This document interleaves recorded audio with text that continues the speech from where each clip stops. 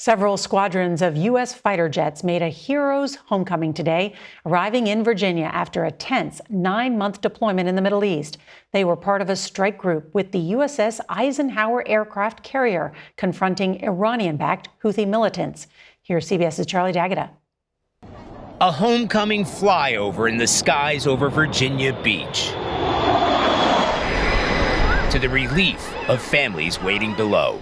The F-18 fighter pilots who've been at the sharp end of fighting for almost 9 months at sea and at war. Can you briefly describe what it was like out there? Honestly, it was completely unbelievable. I don't think anybody on board that carrier strike group was expecting to happen. After setting sail for the Mediterranean for a routine deployment last October, the USS Dwight D. Eisenhower aircraft carrier and its 5 squadrons of F-18s were redirected full steam to the Red Sea to battle Iranian-backed Houthi rebels who began targeting ships, including U.S. naval vessels, since the start of the war in Gaza.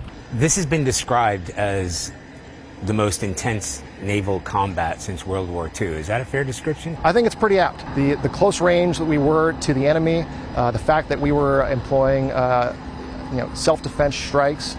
This was not a long-range projection. This was right in our face. Norah O'Donnell was the first journalist to report from the Red Sea aboard the Eisenhower since the conflict began. Navy officials say the carrier strike group fired more than 400 air-to-surface missiles and 55 air-to-air missiles. We put a bomb down for every air-to-surface engagement and then a silhouette of an airborne target for every air-to-air engagement that we had. It is a fight that continues, and the intensity of the close combat fighting and repeated targeting of the carrier itself has taken its toll on returning service members. Today is a very big day for everybody as we actually get to see our families again.